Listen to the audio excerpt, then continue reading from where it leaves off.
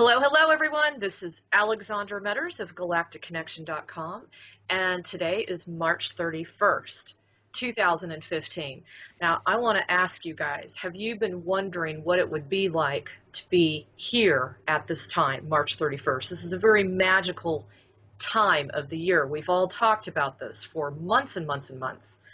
What was it going to be like around the spring equinox? And here we are today, and there are some major gurglings going on about military factions and SEAL factions getting ready, and militia stepping up, and martial law, which, by the way, I think is total garbage.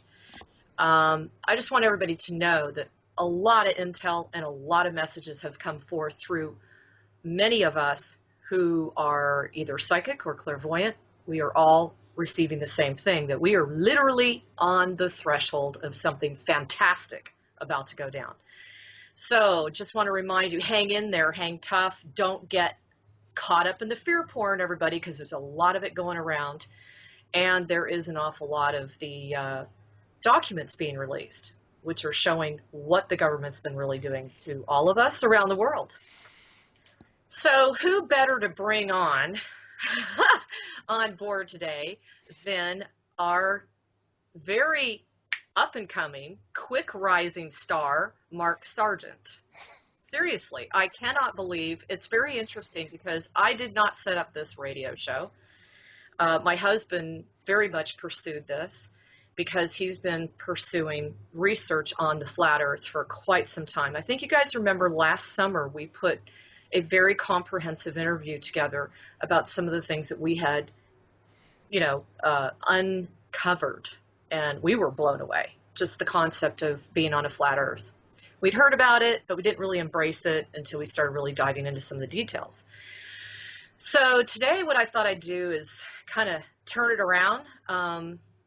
It's funny because last week's interview, the gentleman that I interviewed, Sheldon Neidel, doesn't really believe in the flat earth, and so we've got all kinds of different opinions and viewpoints here today. But Mark has some very interesting, pretty convincing arguments, if you want to call it that. And if for those of you who are not following him, he's just kind of came out on the internet with a flare. He is from Whidbey Island, Washington. That sounds pretty. It is pretty. I bet. He was born in Seattle, grew up in South Whidbey Island, and founded the Brimstone Fireworks Company. And I just cracked up. It was shut down by the ATF in his junior year. Oh. Yep. Yeah. If you're not getting in trouble, in college, you're not trying, in my opinion. I just cracked up. He spent 3 years as a sous chef at a Greek restaurant and won the first computer pinball award tournament in 1994. He was hired by a PC game publisher in Boulder, Colorado, which I think is now where you are. I'm here. Same entire year, and played computer games for a living. Oh, gee, that's tough. It's a rough life. 1997. He's stayed in the Boulder technology sector ever since. And he's never been married, never had kids, which actually there's a lot of us around, by the way, that do that.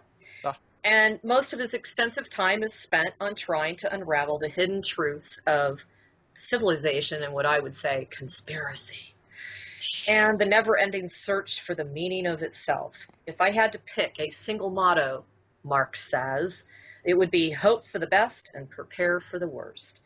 A close second would be don't regret what you've done, regret what you haven't, which I totally agree with. So anyway, with that said, welcome everybody. You are attending an interview with galacticconnection.com. Forgot to even say that.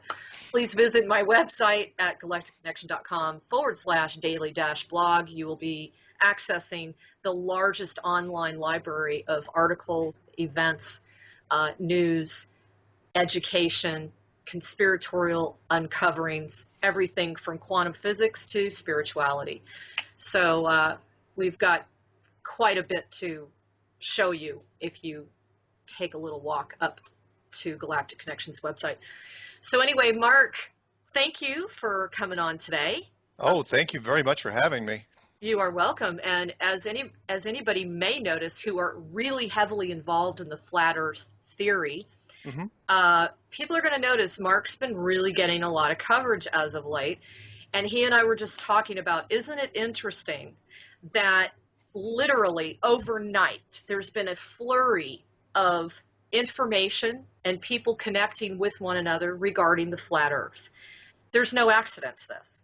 No, no, it can't be. I've never seen such traction over a topic that should not be getting any traction whatsoever. It's amazing. And, Yeah, and I'm also noticing, which we'll bring up later, that there's a little bit of friction amongst the flat earther people. little bit, but Yeah. as of today, that may be mending. Good. I'm As glad we, to see that. We don't need that. no, no, we don't. And just let me know when you want me to talk about that, and I'm more than happy to let you know what the progress is. We'll dive into that. Okay. So what I really want to start out with is, why do we see the same picture in every classroom, in every book, every science book, from the time that we were educated from a very, very young age? Why do we see the same picture of the Earth? Because it's the only picture they ever released.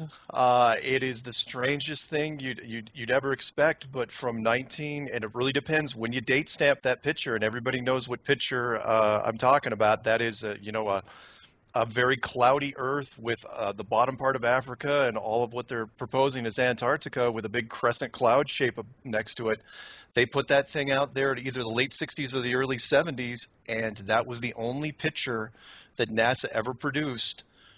And all the way up until at least 2000 and probably the mid 2000s, it was amazing. I looked for more 15 years ago, back in the year 2000, and literally people don't understand that if you did like a Google image search or just a general internet image search, that's all you got, was just rows and rows and rows of the same picture. And that's how good for me this thing was, as far as how big and how deep it was, because no one even noticed it. Everyone was like, oh, just NASA's just crappy at their job. Yeah.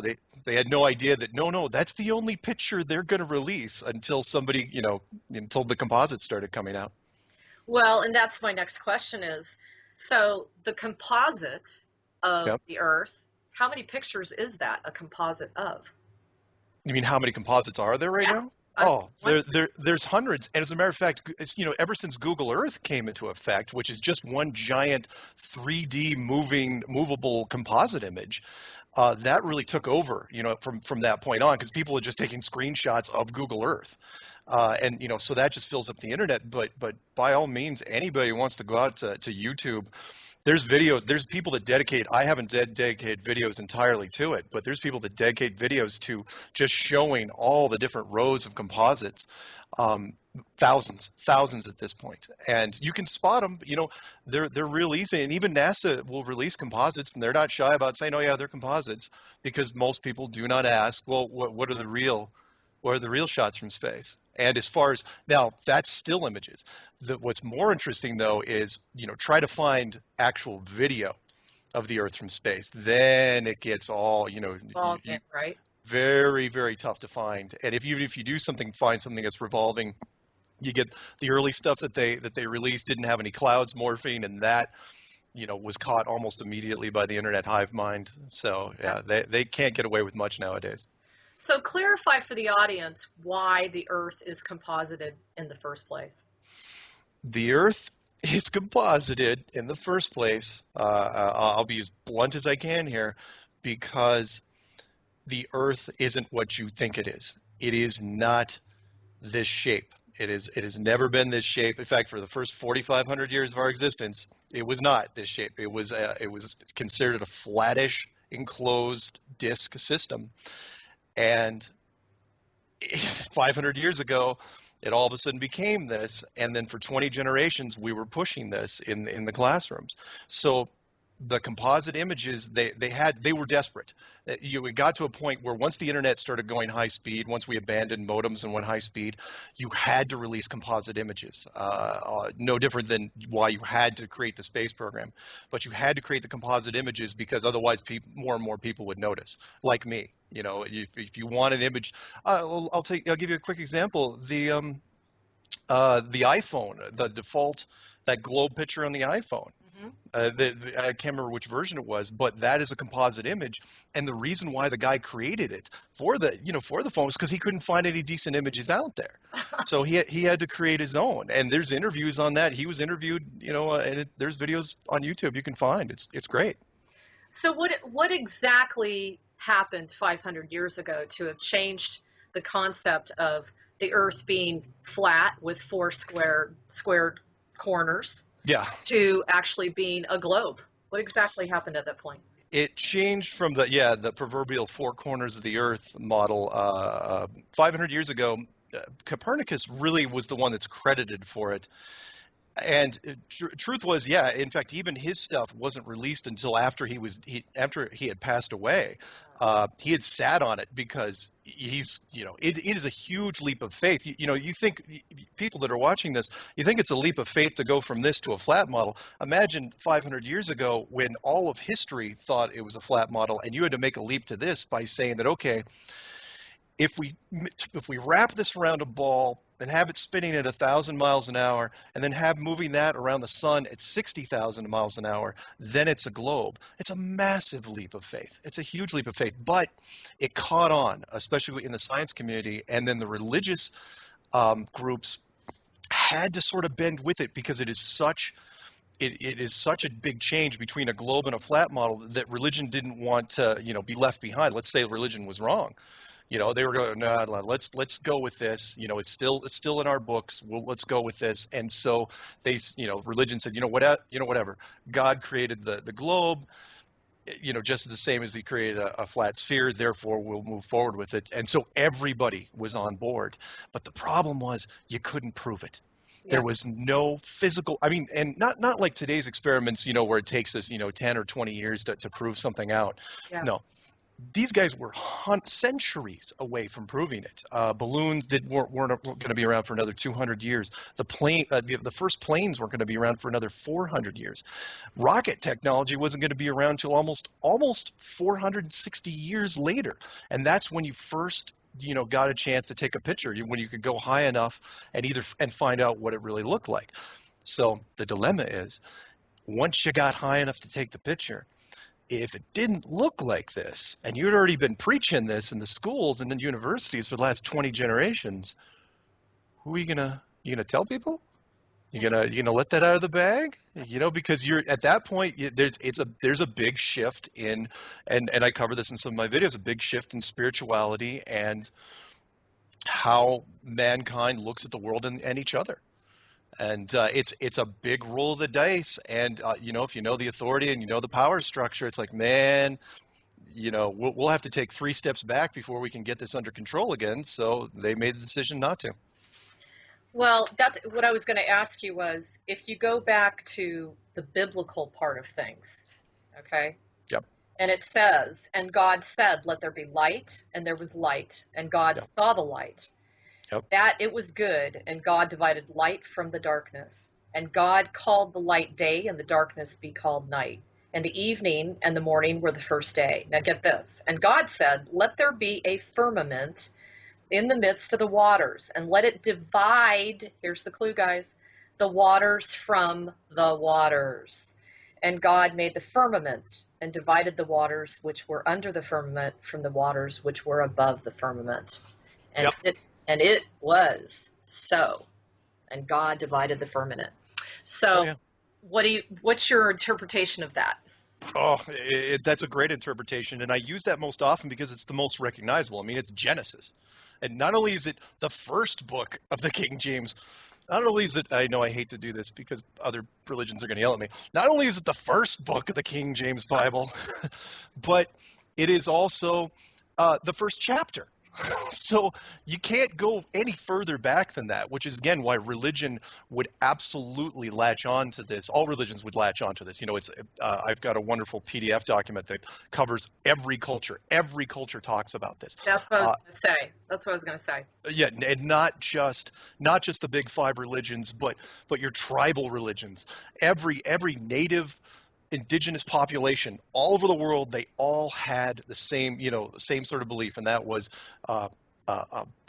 a solid, immovable structure covered by some sort of canopy that displays everything we see in the sky, and it was a wonderful thing. As a matter of fact, the first ones that even got away from that, from what I was reading recently, with the Chinese in 200 AD, and they were considered nutso at the time when they did it, because everybody else were going, what, they were going, what, are you kidding?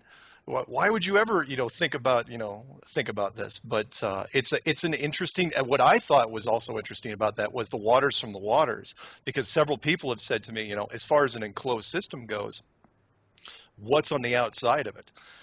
And it's like, is it possible that it literally is water on the outside? Could we actually be in an enclosed structure in an ocean somewhere? It's like, what, that's very possible. It's funny you say that, Mark, because through my investigations and the amount of reading that I've done in the past, the research, it really seems to me that dark matter is, and they've referred to this as kind of a black ocean. Yeah. And it's actually referred to as that in some of the ancient script. The other thing is, by opening the door to this theory, we are really having to look at ourselves completely different internally. Yes. Because now, once again, we're the center of the universe. And now, not from an egotistical standpoint. Yeah. It's really more about a spiritual journey. And what are we going to do when we find out who we really are, which is what I think this kind of leads to, is who are we really? But Agreed. So what did you think about, it says here even that the Hebrews considered the sun and the moon to be the small bodies near to the earth, and it's clear in Joshua 10:12. Now, granted, God, everybody knows I'm not a big Bible guru or a Bible thumper of any means, but I thought it was interesting to bring the correlation back to the biblical aspects. Yeah. It gives it specific localities in which it stood still. And this is in Isaiah. It says, quote, God sits throned on the vaulted roof of earth, whose inhabitants are like grasshoppers. And in the book of Job, it says, God walks to and fro on the vault of heaven. So when you talk about the firmament, what exactly is that? What have you found that to be? From everything that I have seen, it appears to be a very solid, and I know I overuse it, but I'm going to keep using it because everyone can relate to it, a Truman Show-like enclosure that seems to be impenetrable. It seems to be fairly high, although the height is really disputed. For me, 400 kilometers high could just be about fine, but other people say, it's higher. But it encloses the whole thing. I'll throw the Isaiah quote, or another Isaiah quote to you. He who sits upon the circle of the earth. Doesn't say the ball, doesn't say the globe, the circle. But as far as the firmament is concerned, a very, very large structure that may be being projected on from the outside as far as the planets and the stars are concerned. But to your point, the sun and the moon seem to be separate from that. And for me, and I know there's some dispute in the flat Earth circles. For me, I go with the traditional flat model, which says they're three-dimensional objects which spin around the circle and then adjust themselves according to the seasons.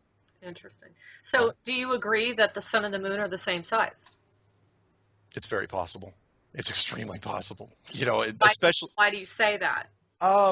Because, well, let's look at the eclipses for one. The moon slides over the sun, perfectly, coincidentally. That's a good point. Yeah, and also don't think they didn't notice that you can only see exactly one side of the moon.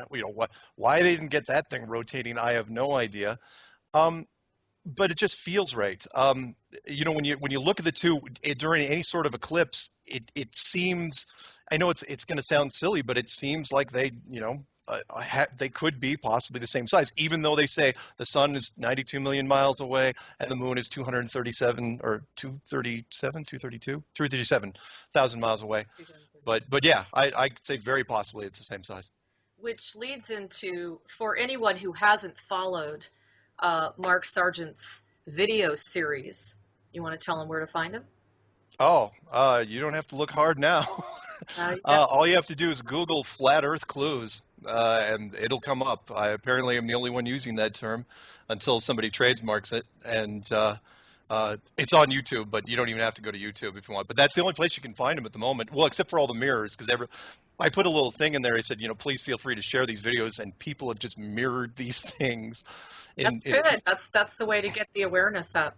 And Yeah. you're now up to the 11th one. I noticed it was released just recently. Do you have a 12th one percolating? 12th one is in the works right now. The 11th one was called Souls in the System. The 12th one is called Real Eyes, Mm. real space eyes. And I am still working on that one. That one's about the power of illusion, and I want to make sure I get that one right before I release it. So I'm not gonna throw filler up. I mean, Yeah. I've released a ton of content already, Yeah. in a short amount of time. I don't know where most of it came from. It was like a bolt out of the blue. I just woke up and it's like, I've got to do this, and I had a, Gee, I wonder who that could be. no, seriously, I How had a long Jerry. ago? How long ago did this start with you, Mark? It's embarrassing to say how short it was. Tell us. Less than 7 weeks. 7 weeks, guys. And in fact, I don't think it's even How many 7 weeks. how many total videos have you made already? I made the intro and then 11 clues, so 12 of those, 3 trailers, and there's 6 interviews already up on the channel. Another one's supposed to be shipped to me here pretty soon, and then everything else this week. Okay, So yeah, 7 weeks. We're talking 16 yeah, videos about yeah, and 6 interviews. yeah, And you're wondering why you woke up one day and you said to yourself, "Oh my God, why do I have to do this?" yeah. That's Well, the yeah, way, that's the way spirit works. And apparently. it is incredibly excellent for this to be being released, which is one of the reasons I felt compelled to do it. Now, with that said, I'd like to talk a little bit about why people would even believe that the Earth is not round. I thought it would be really cool to go into the whole thing about the measuring of the dip of the Earth. Sure. How they say that the first mile is 8 inches. Can you go into that kind of thing? I can. I got to be honest though, I try to avoid the old arguments about uh, why the Earth, isn't round, because the arguments don't go anywhere. As far as like the amount of dip per, what is it, 6 miles? Yeah. I have had so many people come back. Honestly, the consensus is almost like there is no consensus, because I know the old test, that was done years ago was like, okay, every 6 miles there should be like a 16-foot drop, Right. and I have seen that test, but at the same time, other people have said it's less than that. It's like less than half now. Other people said it's more, and the point I was getting at, and before I released these videos, I was bouncing around, certain things, and I was going, you know what, these are arguments that that generally don't go anywhere. So I tried to go with the bigger broad strokes that nobody had ever talked about. But I know where you're going on this. And yes, tests have been done in the past, and people will argue on both sides. But unfortunately, the arguments, if you get too many nerds in one room, before 10 minutes is out, you're wondering what formula you're talking about, and it's like, okay, which you don't even know which side really to root for at that point, because it's just everything gets lost in math. Yeah. So I'm giggling because I'm sitting here thinking, are you a nerd, Mark? I, yeah, I'm looking at all the comic book art that sits around my place. I used to own a comic book shop years and years ago, and so I remember the movie Unbreakable with Samuel L. Jackson and Bruce Willis. Samuel Jackson being the comic book artist shop owner. Yeah. Yeah, it still is me to a certain degree, but you don't see that behind me. So yeah, I am very much a nerd. So do you agree that the lighthouses, you can actually see a lighthouse 100 miles away? Have they proven that beyond I a doubt? uh, I mean, I know you can clearly see them, so they use that as one of their arguments to prove that this is truly a flat Earth. for as much as I'd like to endorse them, what I try to tell people is like, look, there are a bunch of YouTube videos out. In fact, there's more coming out like every day now, which is It's fantastic. amazing. It's I- like overnight, guys. Yeah, Do this.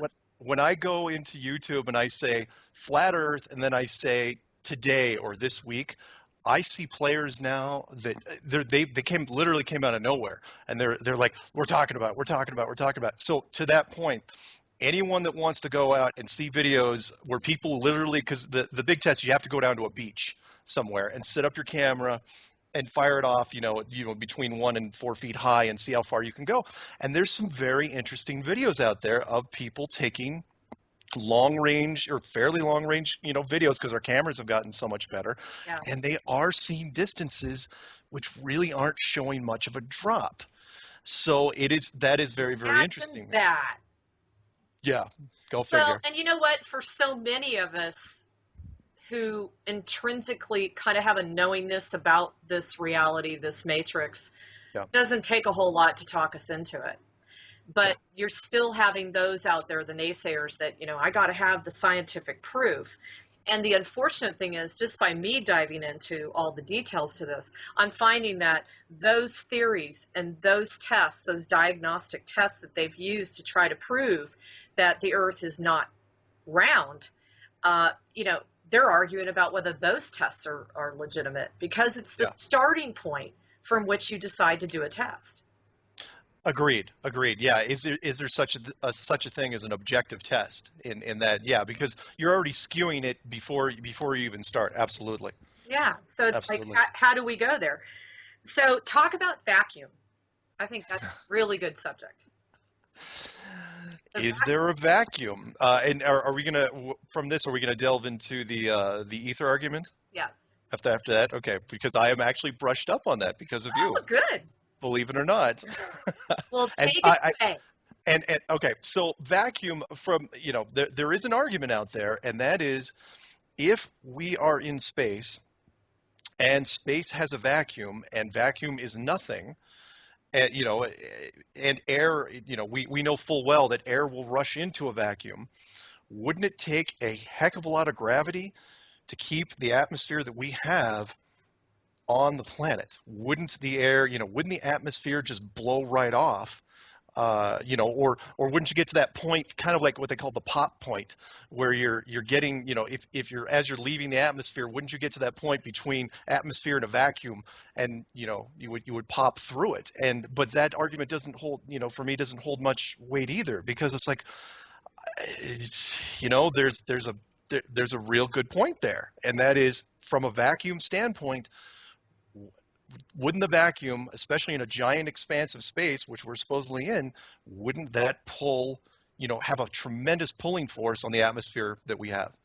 And I think it's a great argument. It's an old argument, but it's a good one, in my opinion. So basically, where we sit is those that believe in gravity. Yeah. So, and those that don't. Can you talk a little bit about that? And, what that has to do with it? Gravity, yeah, and people can look this up online. Gravity is one of the most confusing things, even in a globe. Gravity is confusing no matter where you are. It doesn't matter if it's an enclosed system or if it's in a globe system. And I know that, some people say, oh no, gravity's easy. It's great. It's based on mass and density. However, if you look deeper into it, most scientists will say, yeah, gravity is one of those things we really haven't nailed down yet. So for me, from an enclosed standpoint, gravity is easily manipulated. Let's put it that way. In an enclosed model, some people will say, on a flat model, some people will say, well, it's still based on density, and you can do it which is fine. But for me, since everything seems to be artificial, then gravity should be artificial too. And by that, I mean some sort of molecular magnetism. Yes, right now magnetism is limited to metals and electricity, and it seems very, very limited. But what if it wasn't? What if you could magnetize things on a molecular level? Couldn't you simulate something like, I don't know, gravity? Be pretty easy to do once you got that point. And people say, no, that's impossible. It's like, really? Heavier than air flight was impossible. And if somebody built a structure this big, do you really think that anything is out of bounds for this group? I highly doubt it. I thought Dubé had a really interesting statement when he said, if there really was such a thing as gravity, then and we're spinning at the rate that they're claiming that we're spinning, Yeah. that we would literally need like those big moon boots, to make sure that we're locked down. Yeah. If we're spinning and everything else is spinning, how do we stay on? He says, the gravity is just such the classic, easy way of explaining this whole thing away. Yeah. So And Eric Dubé and I have we agree on a lot of points, and I just found out recently that he and I may not be as far off as we had thought. There was, yes, some absolute. Can I address that? sure, go for it. It needs to be. For those of you that have been following the Flat Earth circles, there has been a little bit of friction between Eric and I because we disagree on what I consider to be some fairly minor points. However, look, from my point of view, we're all on the same team. We're still anti-globe, and I have nothing bad to say about the man at all. Never have, never will. I followed some of his videos before I got into this, and when you search Flat Earth, his videos will come up first. At least today they are. And, he's got a lot of good stuff out there. So, yeah, listen to him. I know that he'll say, I don't think if he's done it on video where he said, oh, Mark, he's an imposter, he's horrible. But, he and I are actually where I think for the most part, we're in the same camp. But he has an excellent point about gravity. And he's also right about the moon boot argument. For me, it's also that simple argument that people can get their head around, and that is, look, like a merry-go-round, this thing's spinning at 1,000 miles an hour at the equator, but if you're standing on the North Pole in a globe, you're spinning at 0 miles an hour.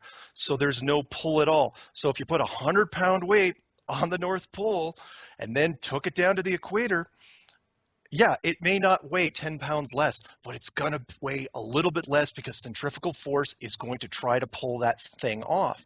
And people will say, well, no, it's not. No, it's going to be measurable. Don't tell me it's not going to be measurable.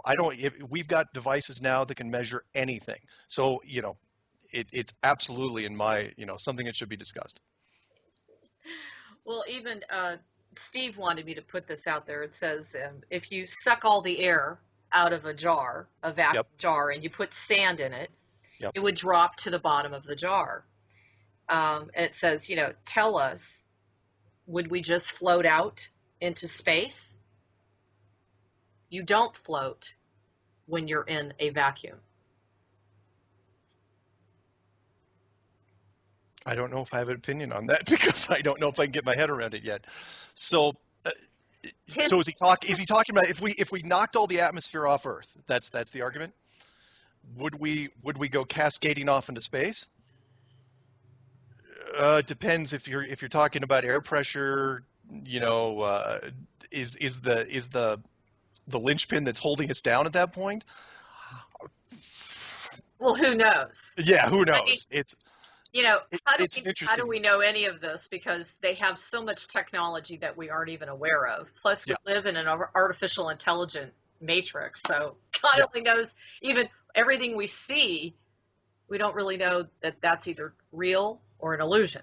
Oh, absolutely. And more to your point, by the way, if that is also the case, and I don't really touch on that because for me it was too easy to go down the matrix of the 13th floor argument, and I absolutely agree with you on this. But if you want to go down that argument, then literally you're talking about a programming simulation, in which case gravity is literally what they tell what they tell it to be. Yeah. It's be no different than a video game. Characters can jump up and down in a video game. They have gravity because it's built in. They want to make it 10 times as hard, or make it a fifth as easy. Oh yeah, easily done. So basically, it could be just another program. Yep. The other thing I thought that was really a good point was we've been told for so long that we're just this little insignificant planet out on the outer orbit of this solar system, kind of out in the middle of nowhere. Yep. But yet it says here, God said that we are the center of the universe and cannot be moved. 1,500 years ago, everyone knew that we were the center of the universe. Yep. And that's just wild. We tend to look at 1,500 years ago and think, oh, they were so archaic and they were so non-educated, and so non-evolved, Yeah. you know? Yeah, but when the globe was created 500 years ago, what they did was they really isolated everybody because they made this just this little speck of dust in the middle of nowhere. I mean, people, felt you want to talk about feeling insignificant. The globe did it. That's a good point. If you go back to an enclosed system, which we may talk about later, Yeah. everything becomes way more intimate, and this giant, massive, structure all of a sudden becomes a one or two bedroom apartment, for some people. That's a good point. So, Well, now you started out like one of your very first series was talking about the film industry and Hollywood and mm. the impact that they've had on this whole topic. Can you talk a little bit about Room 237? Oh yeah, yeah. You bet. Room 237. And why was it called 237? Room 237 was a documentary made about, and there are some people that say, because there's, everything in Hollywood is in pairs. So for those who are a fan of 237, you'll like it. But there are other people that say that, oh, you gotta go watch Kubrick's Odyssey instead. Really, by the time you finish it, you're going to get about the same message. But what it's about is that Stanley Kubrick, who started the movie 2001. He started producing it in 1963, which coincidentally was the same time that NASA started up the Apollo programs. And he worked on it 5 years, and the Apollo program, really started doing their thing, shortly after the release of his movie. And the rumor was, and I believe it absolutely, that Kubrick was signed on to work for the Department of Defense because he was what they considered the best guy at reproducing technology that hadn't existed yet, which he proved with 2001: A Space Odyssey. For those of you who haven't seen it, it's 1968. It is still, in my opinion, probably the finest space simulation movie. The moon footage of that movie, when you're going to the moon, you're looking at it and you're going, that's the most gorgeous thing I've ever seen. And for 1968, it blew me away. So the rumor is that he was hired on as the Department of Defense to see what was possible in film to be recreated for a space program. What can you simulate in film? And they gave him an unlimited budget, and he worked on it for 5 years. Again, what studio would ever let a director go for 5 years, except for that thing that was done last year? But with unlimited money, and crazy. But supposedly he was soured by the whole experience. I mean, you work for the government for that long, eventually you're going to figure out, the intentions. And it's like being a creative artist. He's like, you know what? I don't like digging this. Unfortunately, he couldn't get out of it. So he had to finish his movie, turn over all his tech to them, and then they went forward with the Apollo program. Well, what was interesting was, like anyone, you want to confess, but you can't. You can't tell anybody. So what he did was, and again, you have to watch it to be sure, but in 1980, he built his confession into code, and he set it into the movie The Shining with Jack Nicholson in 1980. And it was, again, everybody missed it. It was one of those things, he was brilliant enough that he knew that eventually, and I think he died in 1999. And shortly after, he finished Eyes Wide Shut. And people didn't figure it out. I think they didn't even pay attention until after he died. It's like the mystery of Stanley Kubrick, and they started looking into it. And in that movie, there's this wonderful scene, and it's got the main documentary is called Room 237, because 237 is 237,000 miles from the Earth to the moon. And I'm not going to do it justice. You really got to watch the documentary, but there's some wonderful stuff in it where, the room key is an anagram for moon room. How he designed the room key. The fact that the kid is wearing an Apollo 11 handmade sweater, and he stands up during this one scene, and you realize, most people, he didn't even catch it. The guy in the documentary, it's like, look, this kid's wearing an Apollo 11 sweater, right? The kid's maybe 6 years old, right? And this was 1980 movie. So when did his mother make this sweater for him? Yeah. Exactly. Little things, and how the room, basically the analogy was that everything in the moon room, which was room 237, was fake. That was the whole thing. Everything was an illusion, but it was this beautiful dream, how it started out with a beautiful woman that turned into this nightmare.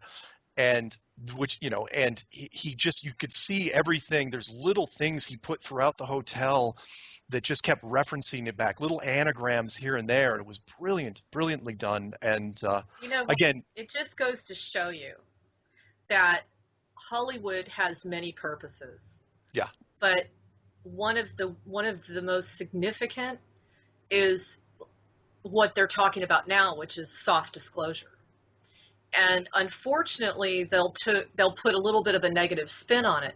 But when I was reading Room 237, which I unfortunately have not seen yet, I really want to make sure I do.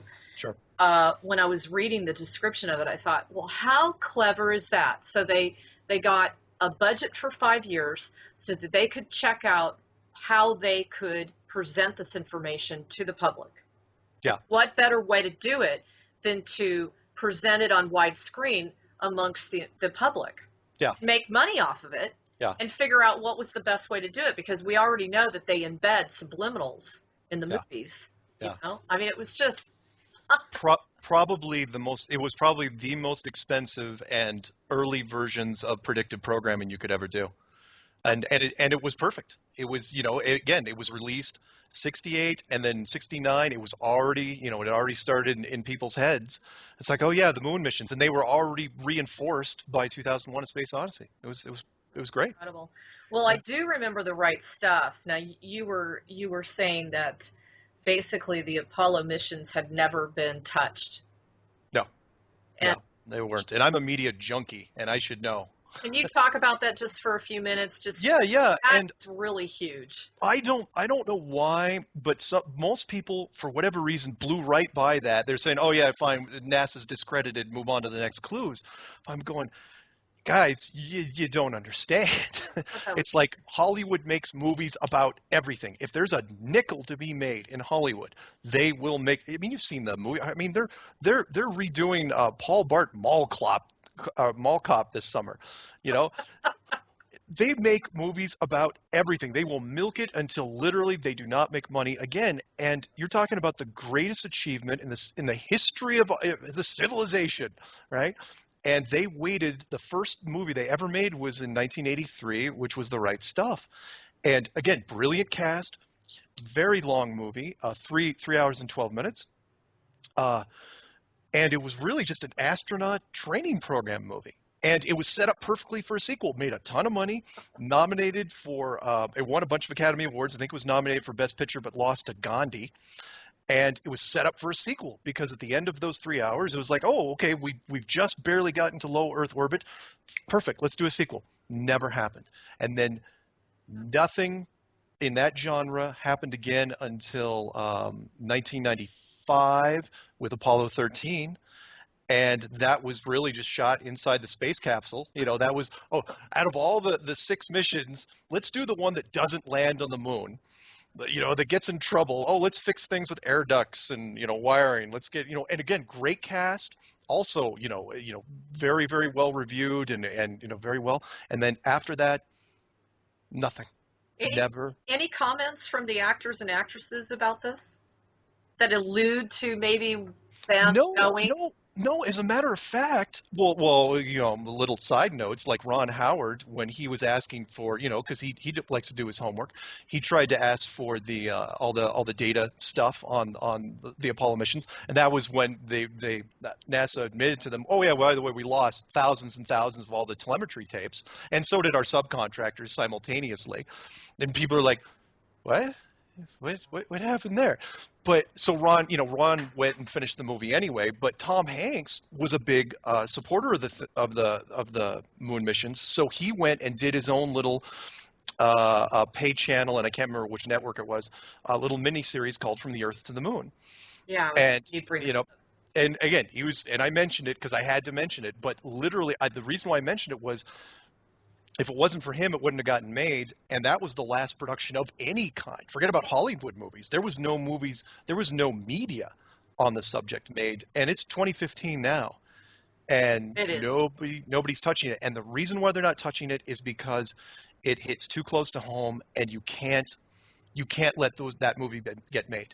You can't. It blurs the lines too much because if a Hollywood movie makes Hollywood studio makes a movie and they call it the moon missions, right? And they, big cast and all this. By the time they're done with that production, and you compare it side by side, because that's what the internet would do now.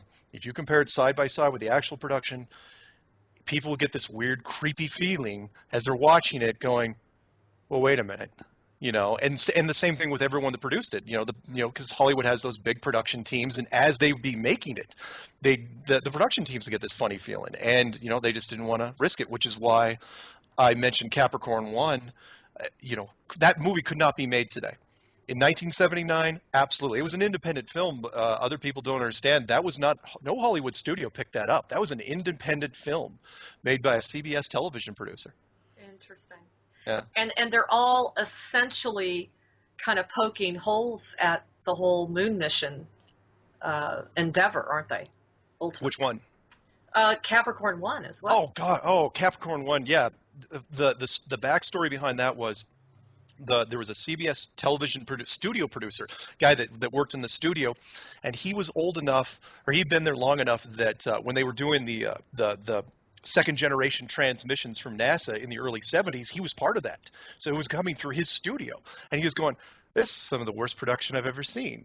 Not from a debunking standpoint. It's not that he thought that the moon missions were fake. He was just going, "That's just terrible quality from an entertainment standpoint." So he goes, yeah, "I could bought it." Yeah. Well, yeah, he's going, "I could make a better thing than that. In fact, I could make a better Mars mission than they did a moon mission."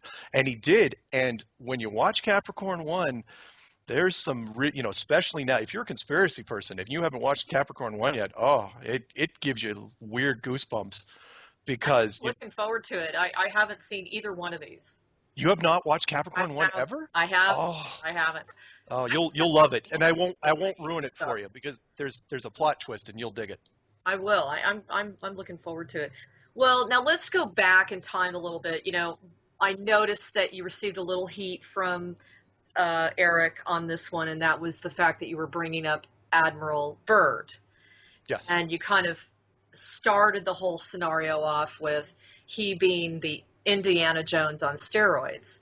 Yeah. And truly he was, just for everybody to know. I mean, he not only had a Medal of Honor, a silver life-saving medal, a Navy Distinguished Service Medal, a Distinguished Flying Cross, and a Navy Cross. Oh, yeah. Wow. Well, the man could snap a Christmas tree with the amount of stuff that was on his chest. Absolutely. That blew my mind. And the thing that now, of course, many of us question all the history that we read today because it's all manipulated.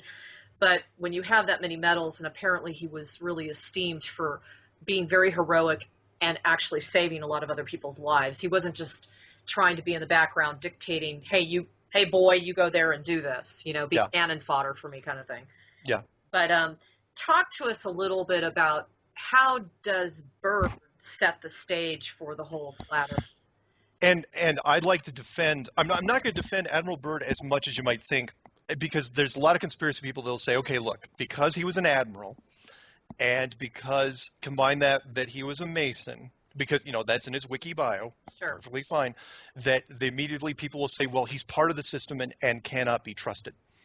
I totally get where you're coming from here.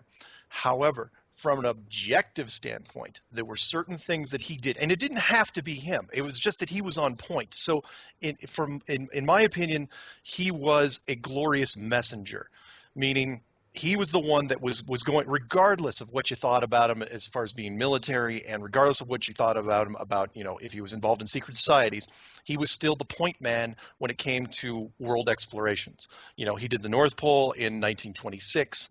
And then from 1928 to 1954, he just kept hammering the South Pole. Yeah.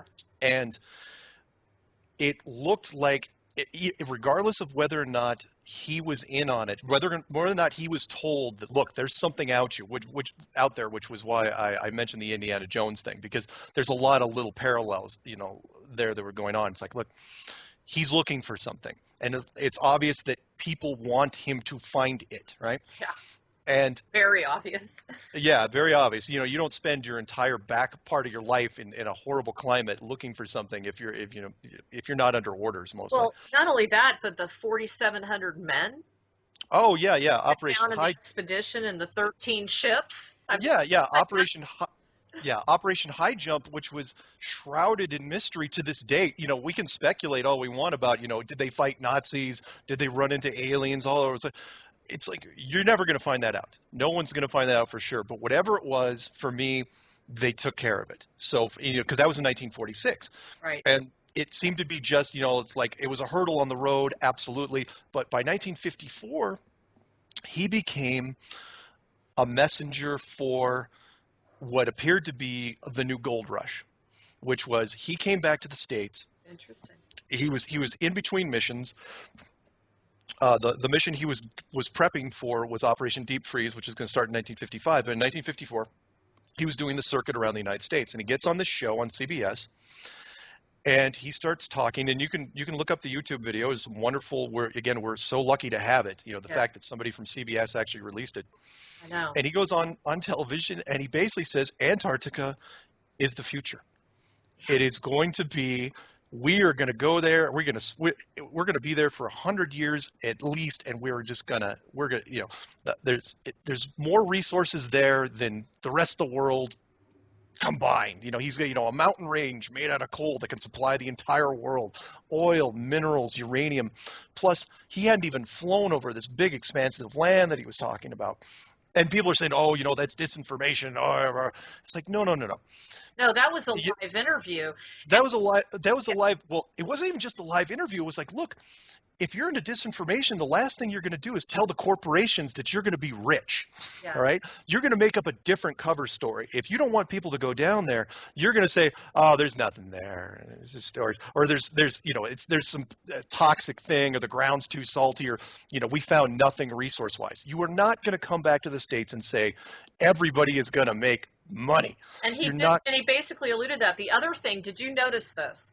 That's on that Long Johns. Is that how you? The Johns Longines chronoscope. Yeah. chronoscope. That was interesting. Horrible name. Terrible name. Yeah. But if you notice that interview, look it up, folks. There's one statement he makes, and he's rattling off all the types of resources that are down there, and he says uranium, and then he backtracks, kind of. Yeah. Did Yeah, you notice that? because he didn't he kind of let the cat out of the bag. He was like going, Feel it. yeah, it's like maybe we shouldn't, he actually said that too. He's going, yeah, I don't want to talk, because he said we really don't want to fight. I don't want to start a fight down there when Yeah. it comes to uranium, because let's face it, at that point the Soviet Union would have been wait a minute, uranium? And then they would have been on it as well. And so Yeah, but I again, would think it was also, ETs. yes, yeah, I mean, That's what came to me anyway. sure. But so it got super strange after that, because after he did the interview, he heads back down there and he does Operation Deep Freeze. And then in my mind, that's when the world changed, because that started a chain of events that to this day still just boggles me, because they were so big. But the Admiral Byrd part of it was that they, even though he talked about all this money that was going to be had down there by everybody, and remember, it wasn't just the United States that was down there. Russia was rebuilding for World War II, Great Britain, Argentina, New Zealand, Australia, everybody was down there. Yeah. And all of a sudden, everybody stopped doing everything. Reaching home. And they said, and not only that, they said, all right, everybody's leaving right now. And it was like a horror movie. It's like you run into the monster. It's like, yeah, we're not staying here, and they all leave. And then they put a treaty in place in 1959 that said, and people can look it up, it's still in effect to this day. In fact, it's covered by a secondary treaty, which is environmental, that says no corporation can go down there and do anything, ever. And again, as I'm looking at this, I'm going, wait, when does that happen? Because every story you ever read, I mean, you can read this daily in the newspapers, about what corporation is trying to do what with the influence that they have. A corporation, especially the petroleum industry, has unlimited lobbying power, unlimited. And they are not even allowed to petition going down there. They can't even talk about it. See, when you see something that drastic occur, almost like a light switch, I can pretty much guarantee that it was extraterrestrials. Just almost guaranteed. Because it impacted the entire world. It wasn't just the United States. No, yeah, yeah. The When does? Antarctica Treaty, right? And there's what, Yeah. 150 different countries, or how many? Well, currently, when it was signed in 1959, it was only the first 10 or 12, depending on which part you read. Right. But as every country that became a tradable economic power came on the scene in the world, they were told to sign it. It was like, oh, by the way, you're a relevant country now. Yeah, sign this treaty. And it's like, what do you mean? Oh, you're not going down to Antarctica. Really? For how long? You're not going down there. And so now it's, I think, as of today, it might be 52 nations, but they're the 52, 50. economic powers of the world. Yeah, But you can be guaranteed that anybody else comes online, they'll all have to sign it. I agree. And just to kind of bring a little bit of specificity on what he said, these are some of the quotes out of his mouth. Antarctica happens to be the untouched reservoir of natural resources. I thought that was interesting, the wording that he used. It has to do with the future of the nations. And then this was strange, and I wanted to see what you thought. As the world shrinks, and then he stopped, and he regrouped, and he said, it will continue to shrink with an ever-increasing acceleration, thus bringing these places closer. And in the future, I can see a time where it will be very, very important strategically. Yeah. I quote. That's Yeah. a direct quote out of the recording. Yeah, yeah, and you're absolutely right, which is very interesting as well, because when I was first delving into this, I had wrote a thing in one of my narratives where I was saying that it everything became a shrinking world, and I wrote that before I even saw his interview. And then after I had done this, people but people that had watched it, they were telling me that I was starting to give them small world syndrome. And that's the natural reaction. That is absolutely instinct. Once you find out you're an enclosed structure, even though nothing changes, you look up in the sky and nothing changes in your world. Perception has changed. Yeah, you feel that the world has gotten smaller, and it's very interesting that Admiral Byrd would have said that more than once, and you can tell, again, I think he had to think about that twice and say, oh my God, what did I just say? yeah, Trying to be very careful. The other thing that blew my mind was they had a list. I did a little bit of research on Antarctica. Yeah. And it says here, silver, gold, cobalt, copper, chromium, iron, molybdenum, manganese, nickel, lead, titanium, uranium, and zinc. And then, of course, there's just massive amounts of oil down there as well. Yeah, I mean, it's depending on who you talk to, even if you're using the government's map on how big it is a massive continent. If at the very least it is bigger than Australia. And people. Again, this isn't like an Area 51 situation where you just fence off a thing with scary signs and you put guard dogs and trucks. This is like sealing off a giant. This is like sealing off the entire continental United States, basically, and putting a multinational navy around it, putting a treaty in place, and saying nobody goes there. We're talking about a huge amount of land, and nowadays they're masking it under a veneer treaty, which is an environmental treaty. And of course, people say, well, of course, it's an environmental thing. We care about the penguins. It's like, no, the penguins only live on the coastline, for one. And second, and I might even go with that argument until you realize that treaty was put in place in 1959. Yeah. 1959, environmentalism wasn't a word. Greenpeace wasn't even founded until 1971. And that was just a couple, guys with tie-dye shirts in a van. Oh, that's hilarious. Some boats. So don't tell me, that it's an environmental issue. It is not. And besides, the corporations wouldn't care. Yeah. Do you think an oil company is going to care? Fine, even now, but at least we're a little bit better. They are absolutely. The petroleum industry is going to get into the Alaskan, state parks, if they haven't already. But yet they can't. I know, and that's a sad thing. That, folks. But at the same time, they cannot even bring up a press conference to talk about Antarctica. Well, and okay, so here we've talked about Antarctica and Admiral Byrd, And Yep. for those of you that haven't really dived into the flat Earth theory, you're probably wondering, well, why are you focusing so much on Antarctica? So let's talk to them a little bit about how does that apply? What role does Antarctica play in the flat Earth theory? I'm sorry. You're No, absolutely no, right. it's gotcha. The Nothing. Antarctica, okay, in an enclosed model, Antarctica isn't the, you think the globe shape is strange.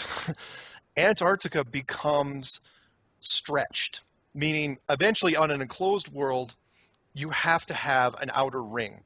And if Antarctica is at the South Pole, that becomes stretched to the point where literally it surrounds the entire, oh, I didn't even see you were doing that, the entire outer edge. And if you think I'm just making that up out of thin air, I suggest you go look at the United States Geological Survey azimuthal equidistant map, which is on the wiki list of map projections, Yes. and you will see that very map. In fact, somebody asked me today, it's like, where is it, on the USGS? And you could go on the government site, and there's various, different pages depending on which document you look at, but it's absolutely confirmed that that's what they use.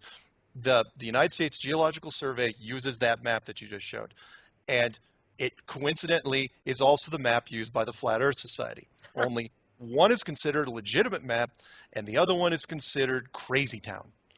And you wonder why. And I'm sorry, I forgot that too, that the U.S., that map is also the basis for the United Nations flag. Which Right. And and that's the most interesting part of all is they've got it in our faces. yeah, the United Nations flag is the USGS map, and it is also the flat Earth map. Only the United Nations flag is missing something, and that is it's missing Antarctica. Yeah. It's So just so everybody's clear, Antarctica is actually the outer rim all the yeah, way around. Okay. Just so it is a cold water, cold climate barrier. and Very how tall are the walls of ice? 2 miles. That's It's Antarctica is way weirder than people think. Not only, do you have to dodge icebergs to get there, but once you get there, it goes almost 2 miles straight up, and it stays at 2 miles. It's so, and that you're pushing 10,000 feet. That's a couple thousand feet above altitude sickness for a lot of people. And then you've got hundreds of miles, we don't know how many, in all directions of nothingness. No plant life, no animal life, no indigenous populations, no ancient ruins that we know of. It is a harsh deterrent, so to speak. to make sure that no explorers go there. And Exactly. speaking of explorers, I know that there's like several. Matt Bulland, is that one of them? Clough, right? What are the explorers that you had brought up? There's in my notes here. I have For which part? well, Matt Bulland I have down, and Rodney Clough. Apparently, they tried to explore the North and South Poles, and they were threatened. Right? I did not know this. Ah, Believe it. what? You've got something on me. I did not know they were threatened. Interesting. According to the research I have, Rodney was threatened. They actually threatened to shoot him out of the water, Really? and they turned him away, so he had to split. Matt Boland, same thing. And then there's this Muriel Endahay, who also tried, and he was denied. So, for those of you that are wondering, well, why hasn't anybody, explored this? Why hasn't anybody discovered the edges of the world, which are Antarctica? That was the whole reason we're bringing it up in the first place. It's such a natural process that most people, you got to remember this system is very well built. The negative reinforcements on the outside and up above, but the outside it's brilliant, in my opinion. First part is, of course, the fact that the oceans are 3% salt solution, which reduces ocean discoveries by 95%, which means you have to carry fresh water with you, and that would have completely changed if the waters weren't salty. By the time you get to the outer rim, the temperature drops to below 15 degrees, where salt water starts freezing. You run into icebergs, and then if you can get past that, you get to that frozen wasteland. But it's a fantastic deterrent. Now, let's say you want to do that today, right? It's like, oh, cold weather, that doesn't bother us at all. No, there is a multinational navy out there that is going to watch everything you do. Everybody on the ice, they know exactly where everybody is. In fact, there was a thing by the Antarctic. Somebody had sent me the Antarctic Board of Tourism recently that they just put in a new thing regarding remote drones. They won't even let you, because a lot of people are asking. It's like, oh, can I bring my own little drone to fly around? And they say, nope. Nope, you don't want to do that. And they cover their bases extremely well. They don't leave anything to chance. And again, and you wouldn't. This is what you would expect, because if you're not going to let a corporation down there to make tons of money, Yeah. That's how far you're willing to go. So as far as civilians doing things on their own, oh no, no. It may seem like you're not being watched, but you are absolutely being watched. Yeah. Oh, absolutely.